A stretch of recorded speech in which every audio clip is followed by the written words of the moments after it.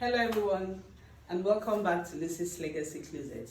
So today we'll be having our very first practical, like I promised us in the last video, and we're going to be learning how to take complete and accurate body measurements. So let's get to it.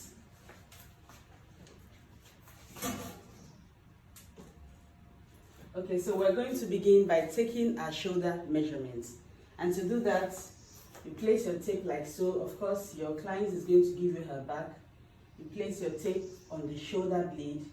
And on the shoulder blade, at both ends of the shoulder, you will notice that there is a bone, at this juncture. So that is exactly where your tape is going to be placed, so that you avoid making a dress that the shoulder will be falling off or will be going too much inside. Okay, so after this, like for this mannequin now, I have 15 inches as a shoulder measurement. After this, we are going to take the rest of the measurements of the body.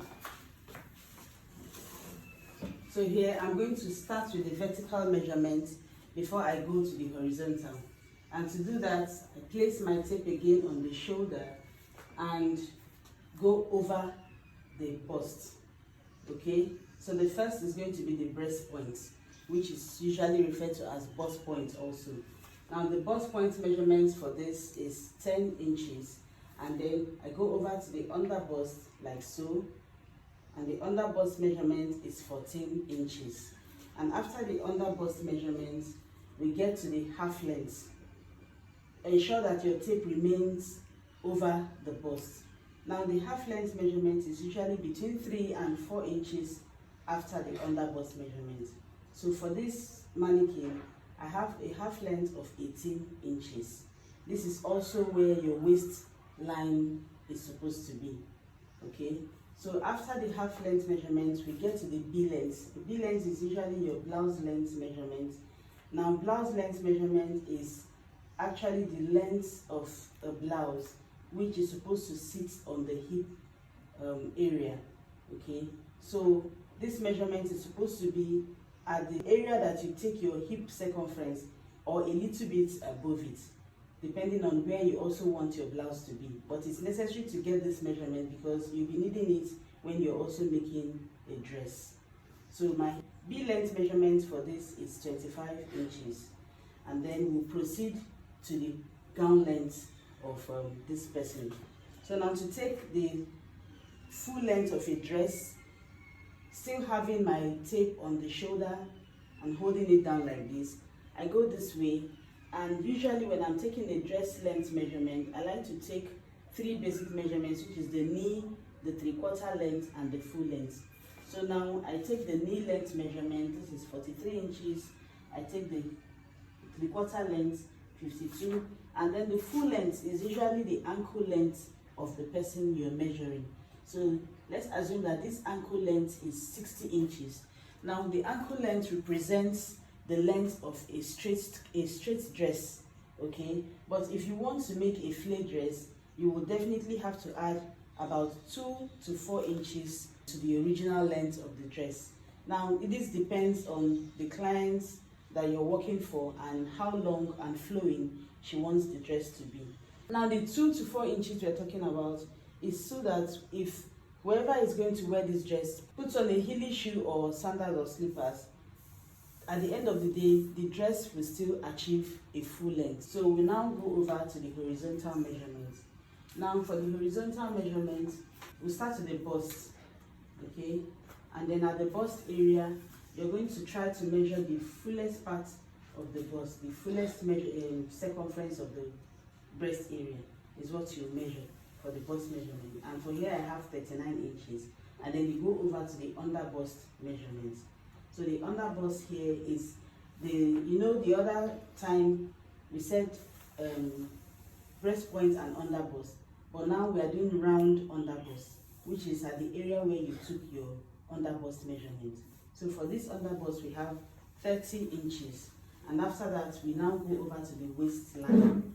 Now the waistline is the same area that you had your half length measurement, and for this the waist measurement is 27 inches.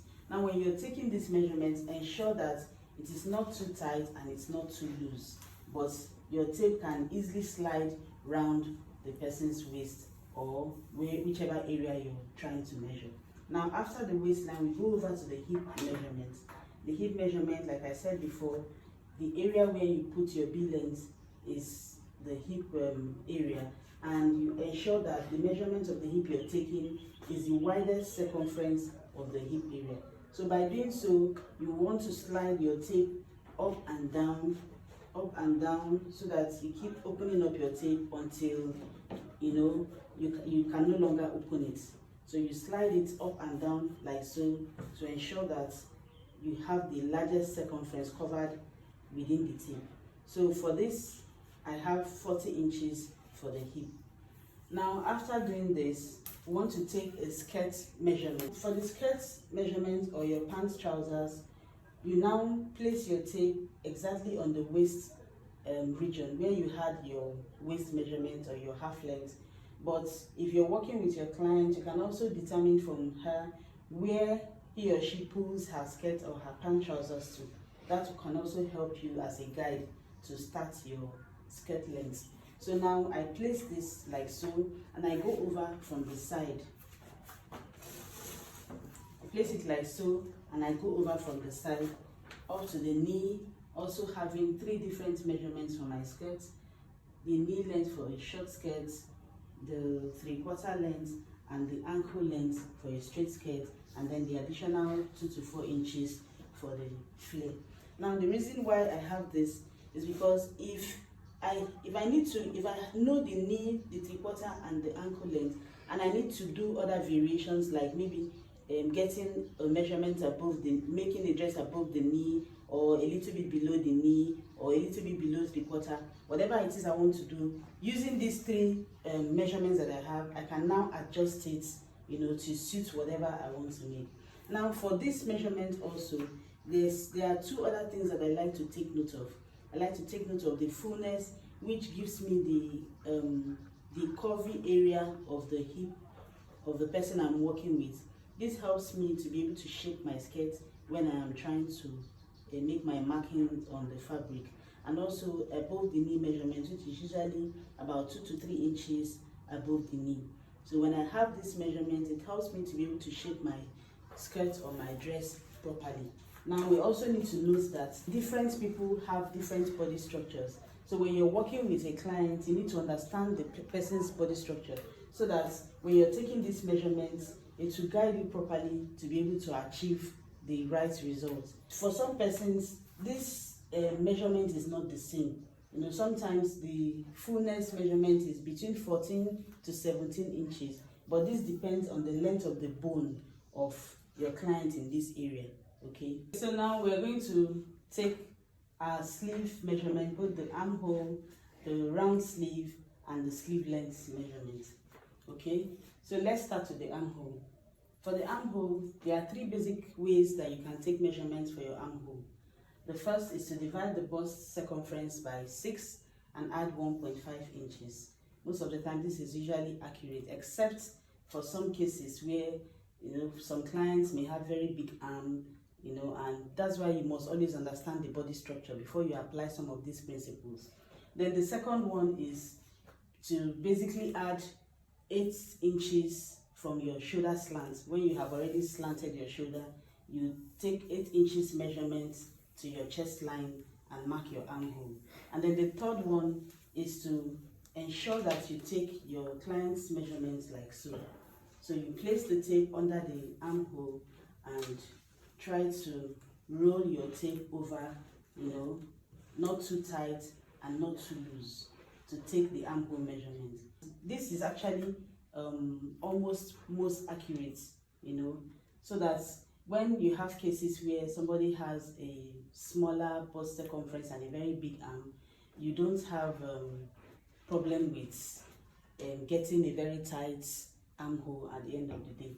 So the reason why we do this is because if you don't get an accurate measurement for the armhole, it's either you undercut it or you overcut. And if you undercut it, you may still be on the safe side because you can always make adjustments and correct it. But when you overcut, you have an issue whereby the armhole has become too wide, and when you are finished making that dress, it does not give the person freedom to move the hands up and down. So in this case, the only way you can correct it is to add additional fabric to bring it up a little bit, and that may not always look nice. Okay, so now we go over to the sleeve length measurement. From the shoulder, you remember where you took your shoulder measurement. At that point where the shoulder measurement ends, that's where you begin your sleeve measurement. Now this is where the shoulder point is, and then I take my sleeve measurement like so. Most times I also like to take different measurements for my sleeve, in between the elbow and the shoulder, which is actually the arm measurement. And then I take the elbow measurement, I take the 3/4 sleeve measurement, and this. Just like I explained when I was taking the skirt measurement, the reason for this is so that whatever style or whatever length of sleeve I want to make, when I look at my measurement book and see the demarcations I have there, it gives me an idea whether I want to add or remove some inches from the measurement that I have to achieve the style that I want to make. Now after this, we go over to the round sleeve measurement. So for the round sleeve, I always like to first take the upper arm, because for some persons this area is the same measurement. You can have a client that her arm measurement from up to the elbow is maybe like 12 inches, but for some others you may have 16 inches here, and around here you will have 15 and 14 and so on. So for that reason, I like to take the upper arm measurement, then I take the arm measurement, the arm proper, then I go over to the elbow, the 3/4 measurement in case I'm having a 3/4 sleeve, and then the wrist measurement. So with this, we have come to the end of this session, and I'll be dropping a Facebook group link in the description box so that we can always connect, ask our questions, and send in our practicals if we have done any. Now, you can also ask your questions in the comment section below, and I'll be there to respond to you. Thank you for stopping by once again. Remember to always like our posts, click on the notification bell if you've not already done that, and subscribe to our channel. See you in our next video. Bye-bye.